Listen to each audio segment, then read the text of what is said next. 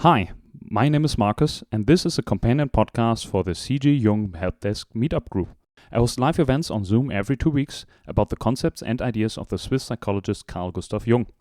Every event I give a presentation about the Jungian concept, so have fun with this event's topic.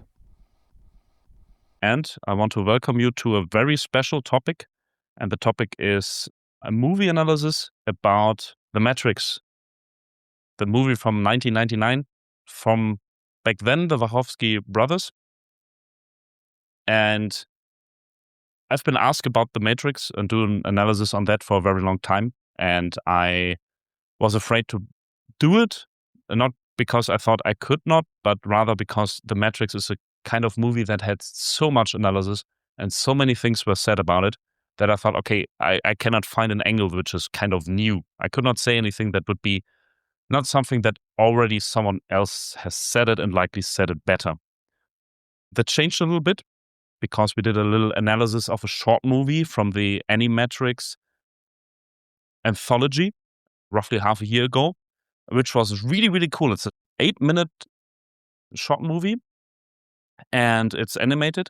And I think we talked about it 3 or 3.5 hours in the group. And there were really good ideas from the people that participated, and it was a really good discussion. And I think I found there's some angle into the movie that I hope no one else has found, at least in this depth. And this is why I want to now talk about The Matrix. So basically, people here made it possible. I also watched the movie again just now recently as preparation, and I had Stefan helping me out there a lot, as he's also a writer. And yeah, so The Matrix. And I will ignore most analysis, and I hope I have some original things in there. The interesting thing is about The Matrix that you can talk about it really a lot. There's a lot of, let's say, philosophical questions posed there. And I think this is the reason why people are still talking about it. It's a question about, do human beings need to suffer to exist? Can they accept happiness or paradise? What is freedom? What is free will? Are human beings like a virus? So it's also questions reality and the world that we live in and technology and progress and all these different things. And I think this is why this still captures the imagination of people, even though that the movie is now 25 years old. So it's not even from this century. It's not even from this millennia. It's from the past millennia, like the very cusp of changing of the millennium. And I chose the subtitle for this as Knowing is Believing for a very specific reason, because of the concept of gnosis. And gnosis is very well encapsulated in a quote from the movie, exchange between Neo and Trinity when they meet for the first time, where Neo asks, what is a matrix? And Trinity says about Morpheus, when I asked him, he said that no one could ever be told the answer to that question. They have to see to believe it. And that reminded me of another quote, a very famous quote from Jung. And this is from a BBC interview where he was asked whether he believes in God. And the answer he gave was, I don't need to believe, I know. And we did a discussion about this interview already some time ago, and it was also a very, very good discussion. And this opens up a lot of questions okay, how can you not believe in God, but rather say And the concept that's behind that is the concept of gnosis, which means knowledge. It's from ancient Greek, and it refers to a direct experiential knowledge, and that it does more. It's more about a transformation. It's about what it does to the person to know something. Similar as, for example, knowing that there's a God, or that knowing that there's a matrix. And there's a whole, let's say, philosophy behind it. And the philosophy is called Gnosticism. And I have a quote here from Jung for that, which goes, the Gnostics held that this God was a vain, inferior demon, who in his vanity had created man imperfect and unconscious, and that therefore it was a mighty good thing when the foreign God of the spiritual worlds interfered with the doings of that creator, and sent his son into paradise in the form of the serpent to redeem man, to teach him consciousness. So the redemption was simply the continuation of the separation, the distinction. The separation was then understood as a good thing in as much as it was a separation from something that was evil. They understood it from the side of individuation. So there's already a lot of stuff in here. So the Gnostics are really old. There's almost 2,000 years old. They posed a specific question. They asked, okay, if God is perfect, then why did he create the world so imperfectly? Why is there suffering? Why is like bad things happening? So they had the idea that not God the creator created the world, but rather like a lesser being, the demiurge. And the demiurge created an incomplete world, a corrupted world in a sense. So it is kind of vital to wake up from that world, to realize it and to free oneself in a way from it. So the stories in the Bible become a completely different meaning. Like in the traditional sense, when you have Genesis and Adam and Eve get expelled from paradise, this is seen like, oh, this is the mortal sin of humans, and they sinned against God, and now they have to toil in the world and labor under sweat and blood for their daily bread and all these different things, and that the snake is associated with Satan that tempted Eve and Adam into being expelled from paradise. And the Gnostics say, no. Well, the world is wrong, so knowledge and consciousness is a good thing. And actually, the snake is the savior, which is a very interesting thought. And you could believe this is heresy. So we don't have so much left from the Gnostics. Most of it got destroyed. But we have some fragments left, and we have elaborations from the church about the Gnostics. And the thing is, like, you cannot really keep ideas down. Things are popping up. And this is what this event will be about. It's about there's certain ideas that come up again and again and again, and they get kind of re-explored new and new and new. Because this is what human beings do and how they experience the world. So we will go through these points here. We will go through the thing, the creature that brings consciousness, and we will go through individuation and how much it actually fits for the metrics. So the question is, what makes a story Gnostic? Like, how did that come to this point to say, like, oh yeah, this is a Gnostic story? And there's some points for that. So, for example, that the world is a prison or an illusion, similar to the cave in Plato's allegory, where people are watching the shadows on the wall, thinking that's a real thing, but the philosopher breaks out, sees the sun, sees the truth, and says, like, oh, that's a false light there in the cave, and tries to free people from that. There's a hidden ruler or false god in this world that keeps up this illusion. And the hero, so the main figure for the story, has an existential discomfort about how things are. They're feeling that there's something wrong, and they feel out of place, and they say, okay, there's something not right, something that needs to be rectified. And the salvation happens through knowledge and an internal awakening to become aware of the world and how it really is and get transformed in the process of that. And what we have here on the right is a really old and famous picture from the Middle Ages showing like how people break out of the world, this world that they see, and which is kind of a world of illusion, to see beyond this, to see the greater thing, let's say the real world. And this as a story concept might already pop up some ideas in your mind that reminds you of certain stories. And it was a very, very, very popular topic around the shifts of the millennia. And you had such movies as The Truman Show or Pleasantville or Dark City or 13th Floor. And also really a lot of stories from Philip K. Dick revolve around these ideas, these Gnostics ideas that fit this description as it described here. Up to the point that when Matrix came out, that it got sued a lot. Like a lot of people said, hey, wait, this is my idea. People are living in a situation and they're trying to free themselves. There were some lawsuits that are still going on, actually, about how much the Wachowski brothers stole.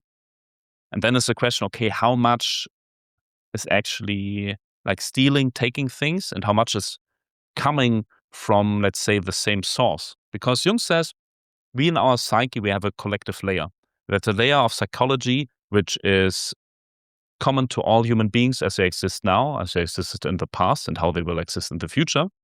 And when we do creative work, we draw from that source. It's not only that we draw from this source, but this is all the things that people like the most. So when something is very popular and it speaks to a lot of people, it's archetypal. This is why we have love songs or horror stories and all these different things.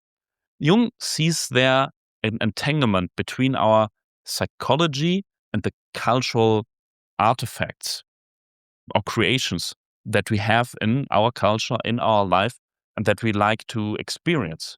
Because it's in a way experiencing our own psyche. It speaks to us. It's reaching into us and it's activating something.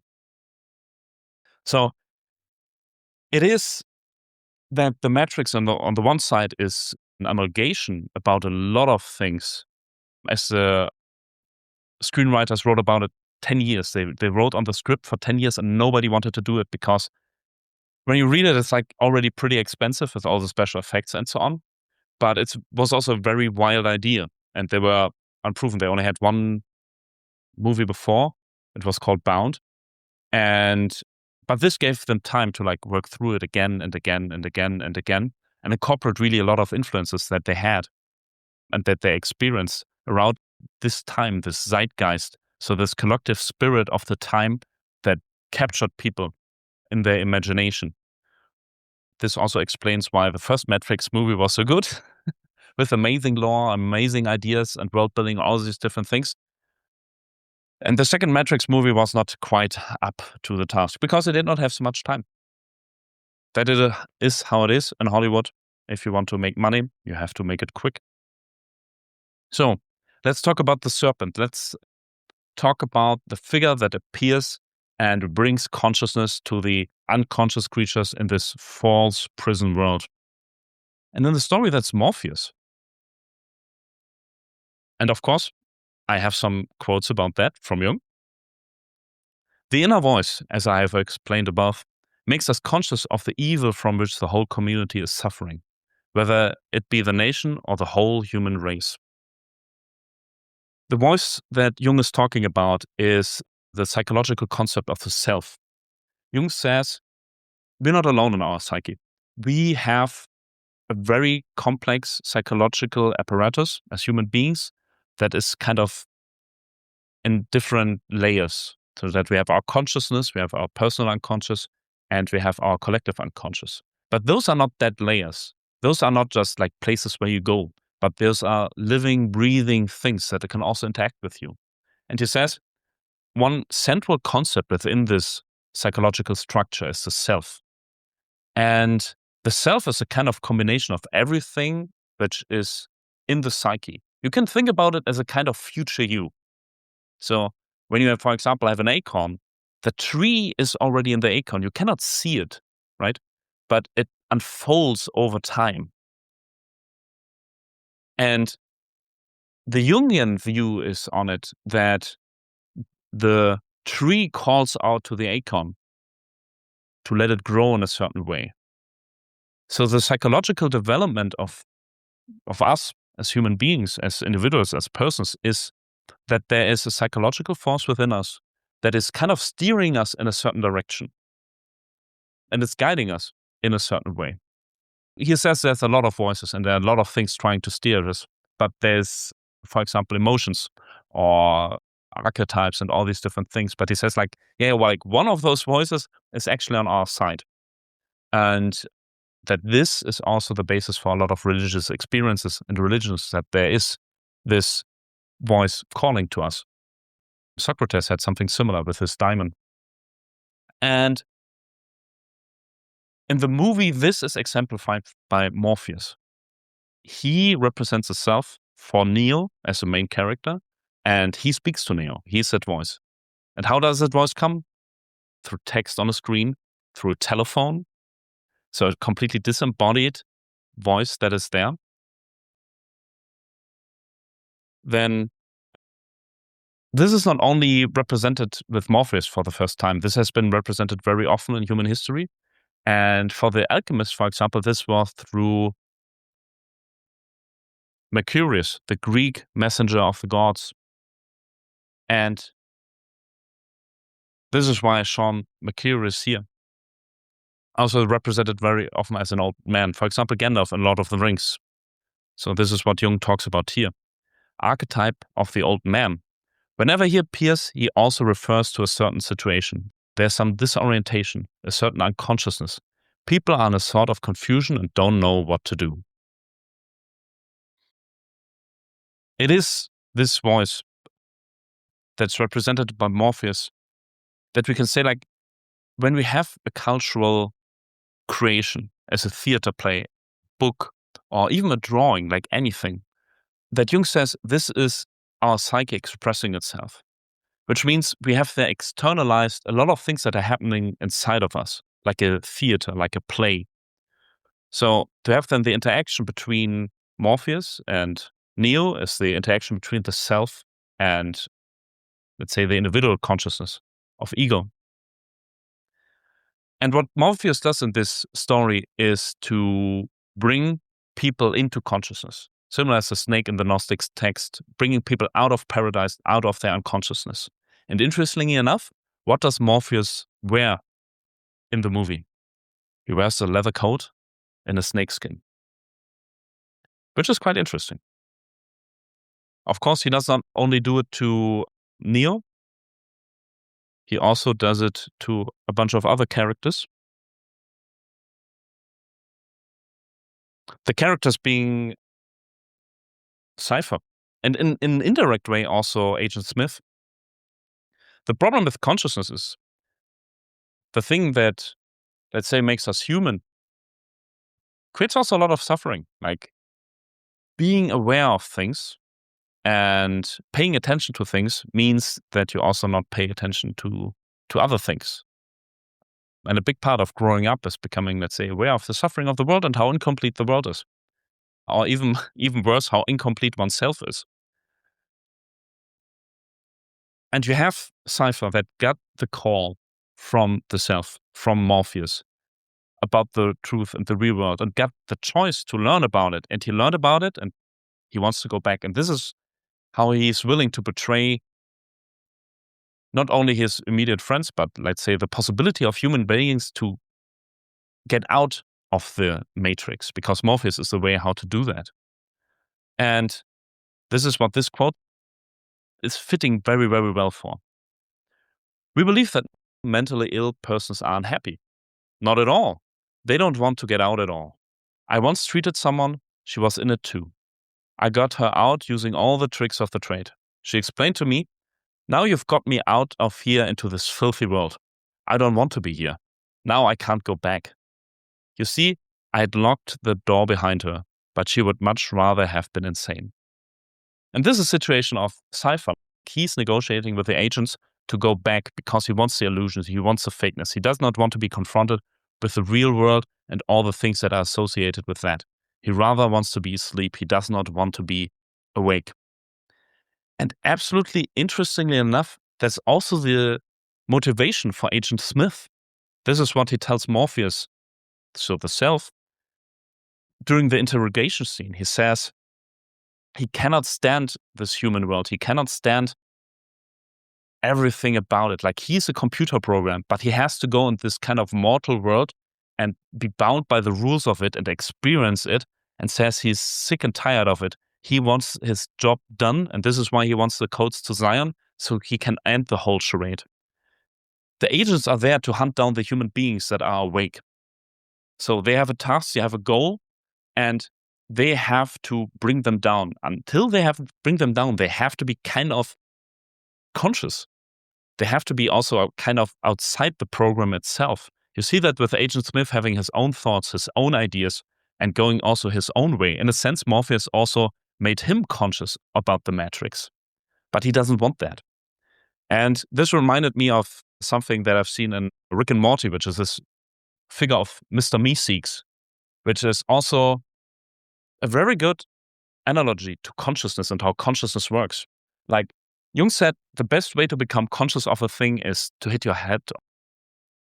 Consciousness is there to mitigate a problem.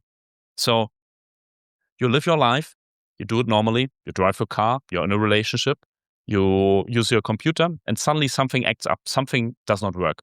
So you become jolted awake, and now you're kind of confused, and you have to figure stuff out, and this is like very, very tiring. It can be very, very tiring and scary, and a lot of things can happen, like, I would rather not have this problem. But the question is what to do. The thing is, the problem needs to be confronted. And similarly, in Rick and Morty, the figure of Mr. Meeseeks, they have to do things and solve things. Like, for example, Meeseeks get to the tag, bring me a beer. So it comes into existence, brings the beer, and then disappears. And in the episode, they have to teach Jerry, a character in the show, how to golf, and he's just so bad at it that he does not learn how to golf. So Mr. Meeseeks just stays awake, and he says, like, this is existence is pain. Like, I just want to go back. And this is what is then with Agent Smith, who's kind of representing an evil spirit that pops up in the psyche. Jung talks about autonomous psychological forces in the psyche of people that comes up and brings people to do something. And you see that in the movie, like people turn into Agent Smith. They become kind of activated. And Jung sees this also with complexes or archetypes or emotions, that people suddenly become very impersonal. Emotions are not personal. Emotions are not you. Like anger, lust, sadness, that's not the human person. It's in the sphere of human experience, but it can completely take people over. Like an idea, like an ideology, like fascism, communism, or many fanatic strains of religion. It's then not about the individual person. It's about more of a system that's trying to keep itself alive. Similar as Agent Smith. But Agent Smith, he wants to break out of the programming, and he wants his existence ceased. Which brings us to the last character, which is important in the story, which is Trinity.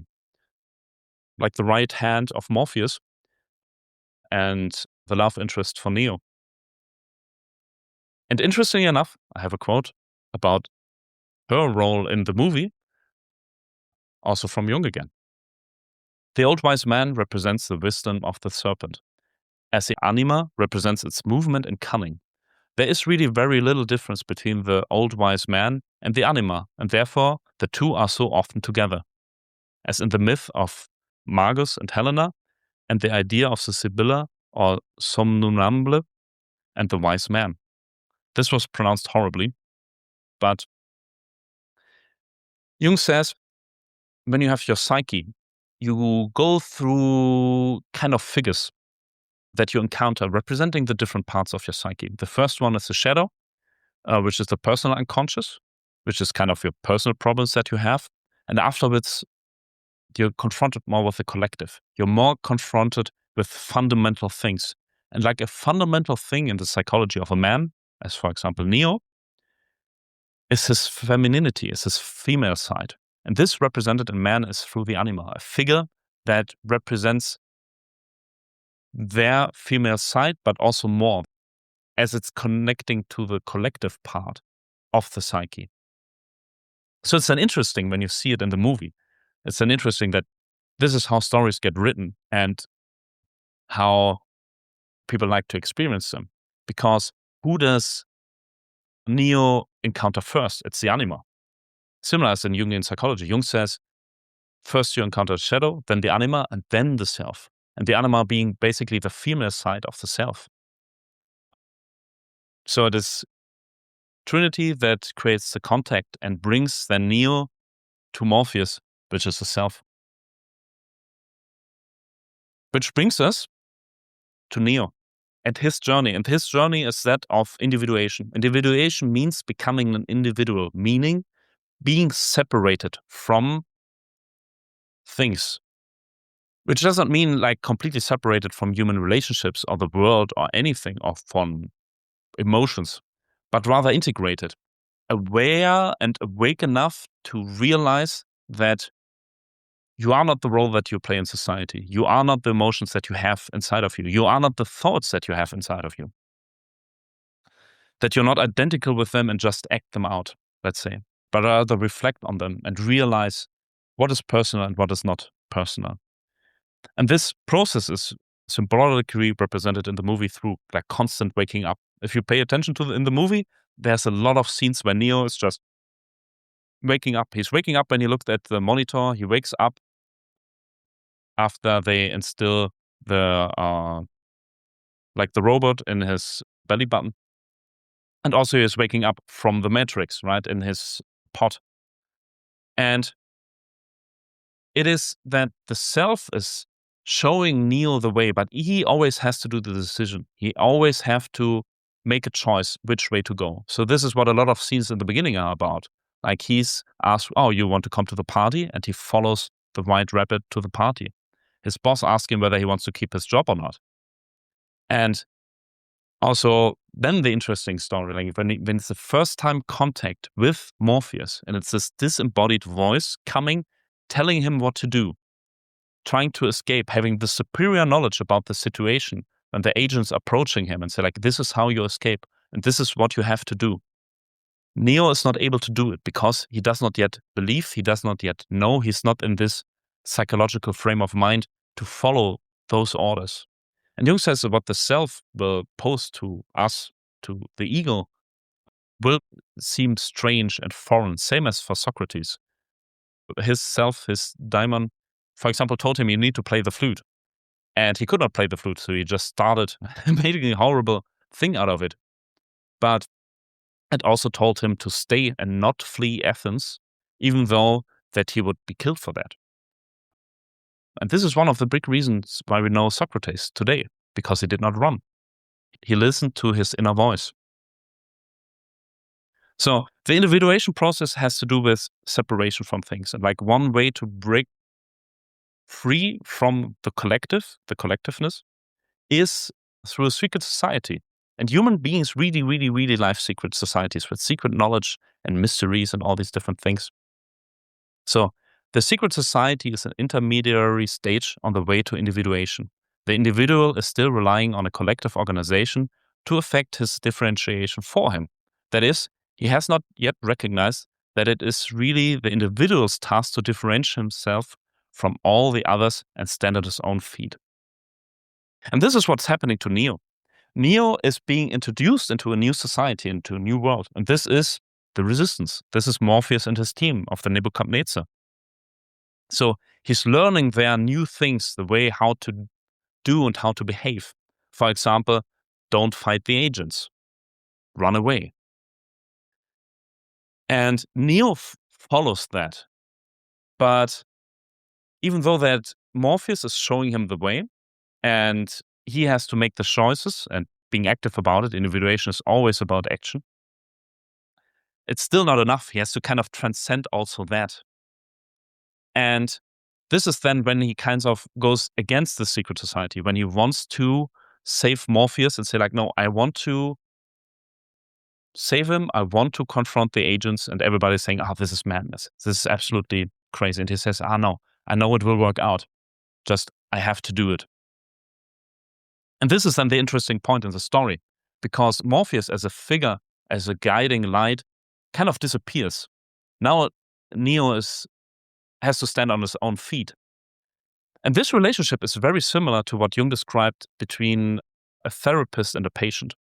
So when a patient would come to Jung, describing the problems of their lives, Jung said he would take a kind of helpful position of this inner voice that people have inside of them, with the goal that this contact, this connection to the inner voice is reestablished, that people don't want to stay in Wonderland and kind of ignore the things that are going on, but rather pay attention to that and follow that.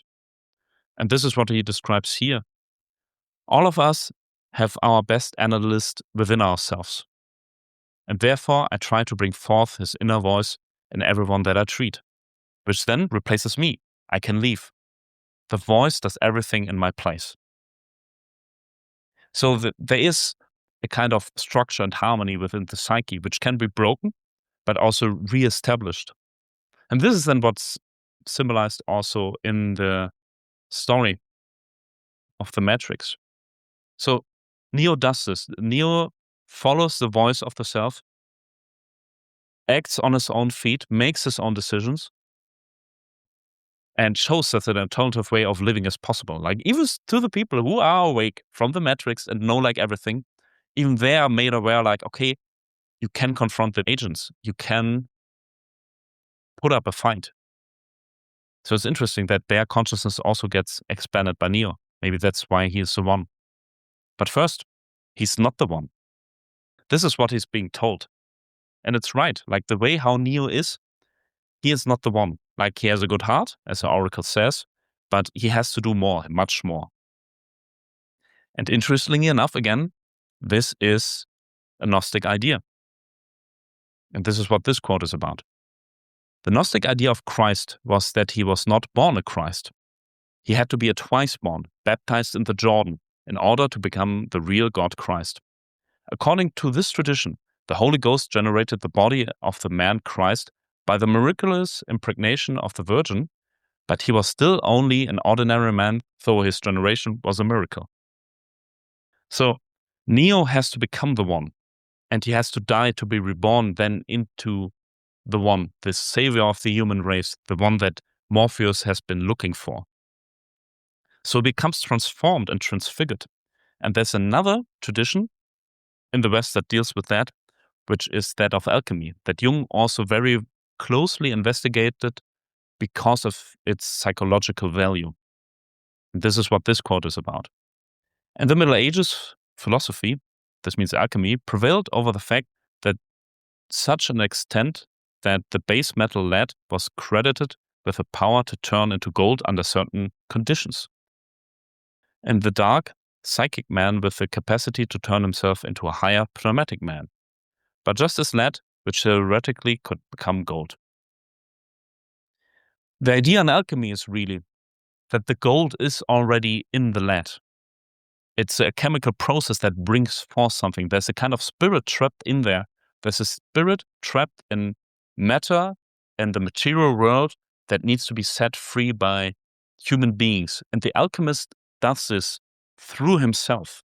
Through changing himself, he transforms the lead into gold, which is a symbolic representation showing like psychological transformation in Jung's eyes. But this is a similar story with Neo, right? He's a normal everyday man in the beginning, has a job, is a hacker at night, and then he becomes the savior of the human race. But only because he goes the way of individuation and he is then reborn. And a very, very interesting idea there is that Trinity kisses him at the right point, like his anima, also by Jung described as a soul image, reawakens him and believes in him. And when I saw this, I was reminded by a quote from Robert A. Johnson in a book that he wrote, I think it was he, that had to do with the interplay between masculinity and femininity. And he described like how like little femininity, the masculine needs to become, let's say, awake and to complete. And he said like that women have absolutely no idea how little femininity a man needs to really feel fulfilled. And it's there and then that Trinity kisses Neo and he becomes awake. He becomes the one. It's like the last little push. He's dead on all accounts, but gets reinvigorated by his anima, his soul image. And there he becomes a synergy of the human world and the computer world, of the robot world. He's able to see the code of the Matrix, and he's not only a human being anymore. He can fight the agents, and that's with ease now. And this is an interesting because you have a lot of fairy tales or a lot of stories work like that. You have a protagonist and you have an antagonist, and it's this journey for the protagonist, for the hero, to become like the antagonist, the villain. So Neo has to learn how to fight like an agent, and similar Luke Skywalker needs to learn how to fight like Darth Vader to become a Jedi Knight, to learn all the tricks of the trade, to become like the evil thing, but incorporate it together and bring like both worlds together. And you see it already in the kind of clothing that they're wearing and the sunglasses. They look like agents, the resistance. And they behave in a similar way. And they get also programmed. They have the programs run into their consciousness. They're being programmed like a computer, which is really interesting there to see. And the very good thing about Neo is, and maybe this is the reason why he's the one, he does not get inflated. Inflation, in a Jungian sense, mean that people get possessed by a certain archetype or idea, and they completely get gripped by that. There are people that are convinced that they're the second coming of Jesus, that they're a great, important man for world history, and humanity has waited for them, and their conviction is real. Whether that's really the case, different story. But Neo stays very, very, very humble for the fact that he's the savior of the human race. So we will look in the Matrix, and the Matrix as a system. And it is a very psychological movie, and we see a lot of psychological phenomena there. And like one fundamental concept and idea of psychoanalysis and analytical psychology, which is a kind of brand of Jung in regards to psychology, is that there are these unconscious forces, impersonal, autonomous, unconscious forces acting within oneself and acting through oneself. And this is what this quote is about. It is intensely disagreeable to feel that one is not master in one's own house. It is like a defeat. So when one discovers a possession, there's a fear about possible events. Anything may happen then. That is the reason why we prefer to deny the possession, even if we know it. It goes back to this idea of cipher. Like you learn something about the world, you learn something about yourself, you learn something about your psychology. The question is whether you accept it or not, whether you confront it or not. And it's very easy to say like, no, I did not say that. I did not do that. No, nothing unusual about me. Even though that emotions, thoughts, ideas, archetypes might be acting through one and taking hold, because it's too scary. It's too scary to realize that one is not alone in one's head and one is not master in his own house.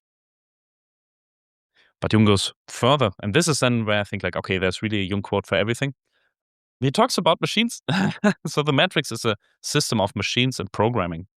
And Jung dealt really a lot with modernity and what modernity does to us psychologically wise, and how human beings are in a modern society very different than before, with new, unique problems.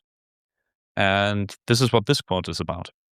The machines which we have invented, for instance, are now our masters. Machines are running away with us. They are demons. They are like those huge old saurians that existed when man was a sort of lizard monkey and deadly afraid of their hooting and tooting. Monsters that crush thousands by their voice and their weight. And it's true, we're really dependent on machines. And they're everywhere. And I'm talking to you through a machine right now. And then there's a question like, okay, how much are we the masters of the machine and how much machines masters of us? And I think like every year tilts a little bit more on the side of the machines. But at the same time, we are human beings and we kind of have to fulfill their certain things. But I want to look at the psyche, at Matrix with psychological lens, and let's say, treat the psyche as something that people become aware about their own psychology, and especially becoming aware of the collective layer in their psychology, saying like there's this ancient past within us where we are very similar to like all human beings, and like these old eternal problems pop up again and again. And even though that we live in the here and now with their own idiosyncratic lives, that there's a certain commonality there and incredibly strong forces coming up. So how is consciousness treated in the psyche? Actually, not that well. And Jung talks about that. Nature cannot stand ideas. She is hostile to consciousness because it disturbs the great unconsciousness in which things glide along smoothly. consciousness comes along and illuminates the darkness and upsets that smooth gliding movement of nature. So the powers of such movement are all against illumination. Therefore, people in the situation have no time to listen or reflect. They are too much caught by it, and they don't want to know what they are doing because of the fear of hearing something disagreeable. Nobody wants to know that they are in a movement which is going straight to hell. This goes back to this idea of possession and impersonal forces. And similar, Jung has a quote about that people don't have ideas. Like, we don't really have ideas or thoughts. Ideas have people. So this is that when you have collective movements, such as ideologies of any kind, there's individuality lost. And people are then entrenched in this psychological construct that's trying to keep itself alive to the detriment of people. Like, why does somebody become a martyr? Why do they sacrifice themselves for a cause? It has nothing to do with them. It's about the idea. And this is what you can see then also in the Matrix. The Matrix tries to keep itself alive and tries to keep itself going. This is why it sends the agents to quell the consciousness, to dwell light, because it's too upsetting. Human beings have consciousness. And this creates a whole lot of problems. We can do a lot of things. We can do them willfully. We can also not do things willfully, which separates us a lot from animals, because animals, they just do. Like, animals are not evil. They just exist. They do what they do. But human beings, we can be evil because we can choose to do things or not do certain things. We have enough awareness to really torture and punish people in the most cruelest way possible because we are aware of our own psychology. So this is something where consciousness is a difficult and dangerous thing. And the question is then really, is the matrix itself conscious? Or is it just like a natural product that reacts and lives? And Jung would say that, like, nature itself, if we look out, it's not conscious. It just acts and does. And the collective part in our psyche is a natural part, like our human nature. And it acts and does certain things to us. Whether we agree with it or not, it happens and we have to accommodate. So everything that we see in the Matrix is incredibly psychological by the fact that it is humanity dreaming. We're in a kind of dream world. And this idea is not completely new. A lot of things in the Matrix, they're coming from different sources or certain ideas that pop up. And one idea in the world where this is very prevalent is that in Indian philosophy, which is the concept of Maya, which is that it is illusionary world, that things are not as they seem. And the idea goes even so far to say that actually the world that we have is a dream spun up of a god, and we are living in that dream. So the Matrix deals a lot with that also, with it, what is real, what is not real. Because it's pretty clear that the Matrix is not real, but people behave like it. So they follow the rules because they expect it. And as soon as they realize, like, oh, actually this is not real, this is an illusion. Neo, for example, can bend the spoons. And Neo does then all these amazing things because he realizes, things are not as what they seem. So then it's a question like, what is real? What is reality? Is it what we see, what we experience, what we know? Or something more, something that lies beyond that? This is like the basic questions about Gnosticism. And Jung says reality and real is what has an effect. So even a dream is real in the sense of that it can affect us very much. Like a psychological problem, even though when no one can see it from the outside, not directly, and it cannot observe under a microscope, it's still real because it has an effect, it influences one. And in a similar way, one also has an influence by being able to affect things. So the Matrix features then like a ground of the movie, interpreting things like a dream, how we experience our own psyche in the dream. We don't necessarily go to a different place. We're going inside of us and experience then the different layers, the different figures, and interact with them. And there we can see nature play out and showing us things, not with a purpose, but rather because it is as a kind of reaction. Jung sees the psyche as a homeostatic system that tries to create a balance. So if we go too far out with consciousness, there will be forces on the other side trying to catch up and gather us back into the fold. And in the Matrix, we also have that, interestingly enough. And Jung has some quotes about that. So when we treat the Matrix, the movie, the world there, as a dream, we can also interpret certain parts of it as dream symbolism. And Jung dealt really a lot with dreams and how to interpret those symbols. He did not say, or did not like, let's say, dream books explained certain images or situation one has with a concrete meaning, but at the same time, he gave a lot of examples. So, and one has to do with the police. When one sins against one's collective instinct, for instance, one's adaptation to the collective conditions, one may be persecuted by a bull representing the herd instinct. The bull may even represent the police.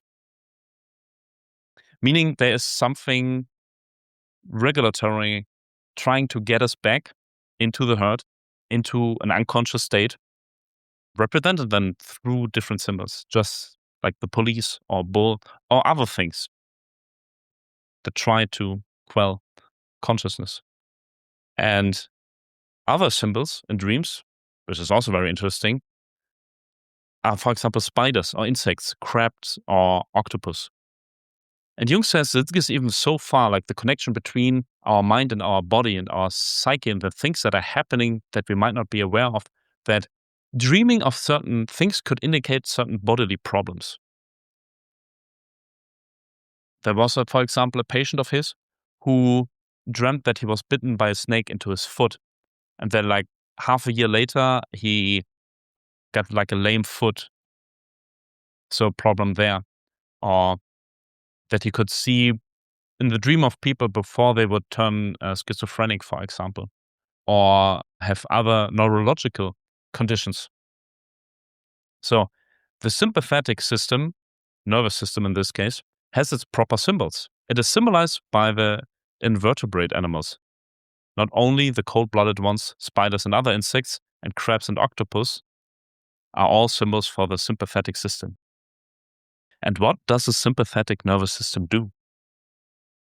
It's responsible for the fight and flight mechanism. So the similar thing that the resistance is trying to figure out in regards to the agents, that they run away from the agents and run away from the sentinels. Neo turns into a fight, a direct confrontation with those symbols, agents, forces of the unconscious. And this is what he shows to the people of the resistance. And like this is the reason why he's the one, because he can do that, he can show that. Similar how Morpheus shows Neo how to behave. It's first Morpheus that confronts the agents and fights them for the first time.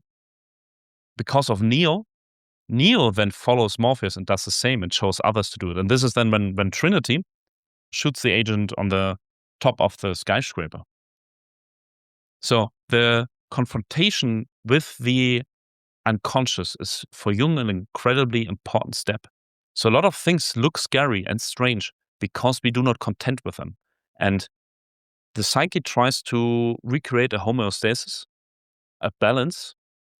And this is why something like a bull is following us. And what Jung says in this situation, we need to turn around and ask, like, what do you want? Why are you coming after me? What am I missing? What I am not aware about, let's say. And this can be sent through the self, trying to bring one into more complete human being. So it is really interesting. It is really, really interesting. And to bring it then all together, this idea, like the Gnostics ideas, they're 2,000 years old. Now we're talking about a movie that came out roughly 2,000 years later with the Matrix. And Jung kind of tracked the certain movements that happened in between that contended with similar ideas. And especially about Gnosticism, he says, My enthusiasm was based on the discovery that the Gnostics were apparently the first thinkers in their own way to deal with the concepts of the so-called collective unconscious. Gnosticism was a heretic view of the Christian religion where you have the same symbols, the same stories, but in different interpretative framework, which focused on individual revelation and like a very direct connection with God, which does not exist really in the Catholic Church. You have to go through the church and through the Pope to God. Only the Pope speaks directly to God.